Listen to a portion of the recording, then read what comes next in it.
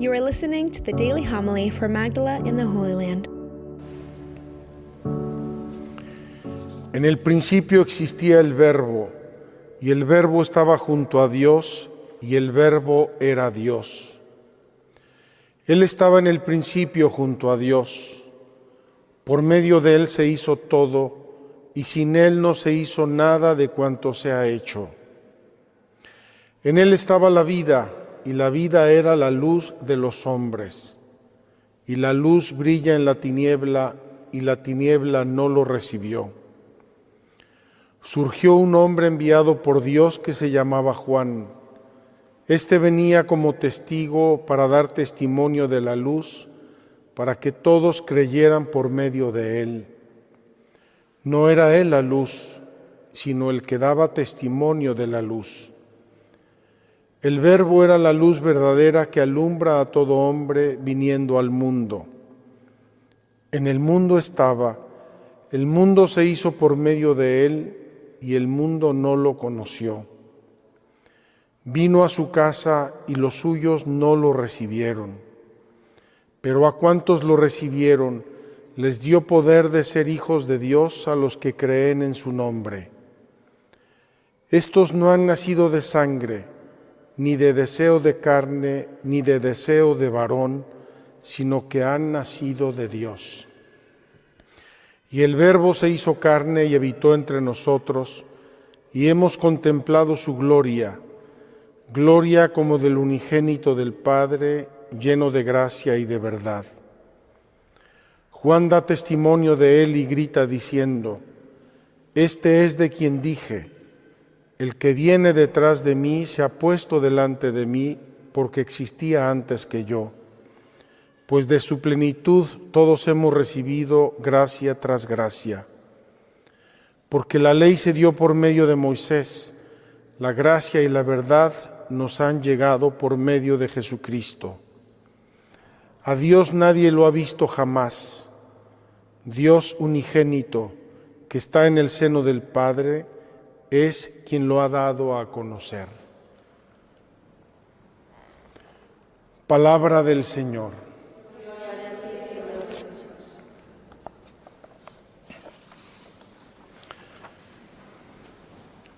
Mis queridos hermanos, hace unos días, cuando todavía estaba yo en Magdala, dije en una homilía una verdad que quisiera yo retomar aquí en Belén,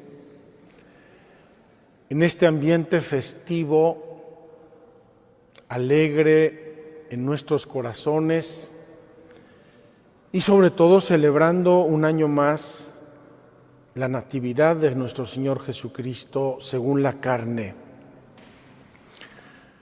Decía yo que nos impresionan los hechos de la vida de Jesús. Nos impresiona que haya huido a Egipto con sus padres como prófugo, inmigrante. Nos impresionan todos los milagros que hizo, las grandes predicaciones. Y quizá particularmente nos golpee el hecho o los hechos de su pasión, muerte y resurrección. Pero decía yo, y es la idea que quiero retomar, que todos esos hechos se dan en unos años y todos esos hechos nos están mostrando el rostro de Dios.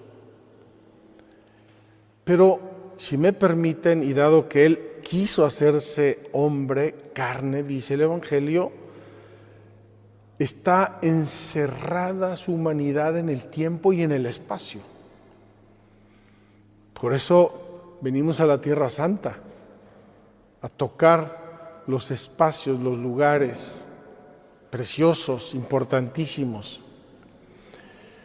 Pero el misterio de la encarnación es el paso de la eternidad al tiempo, de la infinitud de un Dios todopoderoso a la presencia humilde, simple, humana en un bebé. Este paso es infinito. Este paso no podemos ni de lejos entenderlo. Que un Dios todopoderoso, eterno, infinito, haya entrado en una gruta, es algo que no podremos jamás comprender. Que un Dios que nos ama, que nos creó, que nos da la vida, que es la luz de los hombres, como acabamos de escuchar, se haya hecho pequeño, haya necesitado que su mamá lo amamantase. Es algo que supera totalmente nuestra capacidad de concebir y de entender. Y por eso el Evangelio de hoy, refiriéndose a los creyentes, dice que no nacimos de carne ni de voluntad de varón. Nacimos, dice literalmente el evangelista, pero a cuantos lo recibieron les dio poder de ser hijos de Dios, a los que creen en Él. Estos no han nacido de sangre, ni de deseo carnal, ni de deseo de varón, sino que han nacido de Dios. Queridos hermanos, hoy nace Jesucristo en la gruta de Belén, y con Él nacemos nosotros como hijos de Dios. Ya no solamente en nuestra naturaleza humana, como hombres, con todo lo que eso significa de maravilloso. Nacemos como hijos en el Hijo. Por eso hemos hecho hoy una oración colecta que es verdaderamente abrumadora. Concédenos compartir la divinidad de aquel que se dignó participar nuestra humanidad.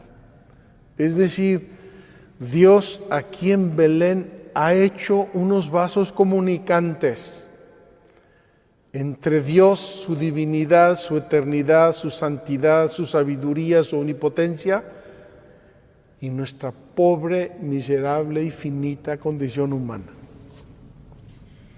Queridos hermanos, qué regalo nos ha hecho Dios hoy a nosotros. Es un regalo para nosotros, se hizo carne por nosotros, como dice el credo. Y por nosotros los hombres y por nuestra salvación se hizo hombre. Por nosotros los hombres y por nuestra salvación. Qué regalo nos hace hoy Jesucristo, como decimos, concédenos compartir la divinidad de aquel que se dignó participar en nuestra humanidad. Este regalo del misterio de la encarnación, este hecho de que Él haya querido hacerse ser humano, perfecto Dios, perfecto hombre, es para nosotros el regalo más grande porque nos metió en la familiaridad con Dios.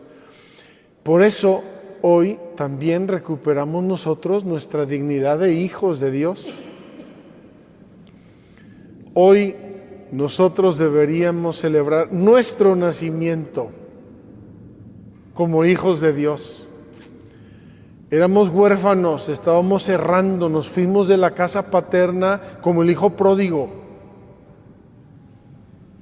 Y hoy sale nuestro Padre Dios y en su Hijo Jesucristo nos abraza y nos acoge en su casa como hijos en el Hijo. Queridos hermanos, no debe ser tan malo ser seres humanos donde el mismísimo Hijo de Dios quiso hacerse hombre. ¡Qué regalo de Dios! Él se digna asumir nuestra naturaleza humana para que nosotros podamos compartir, gozar de su naturaleza divina. Quiero terminar con una reflexión breve sobre los pastores, porque el Evangelio de la Natividad, después de la Natividad y de todo lo que les pasó a José y María, dice que los ángeles se aparecen a unos pastores. Los pastores en el pueblo de Israel eran considerados gente de quinta categoría. ¿Por qué?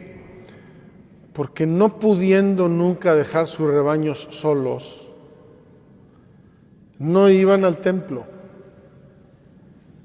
No podían ir al templo. Entonces producían los corderos que iban a ser sacrificados en el templo o comidos, pero no podían normalmente participar en el culto a Dios.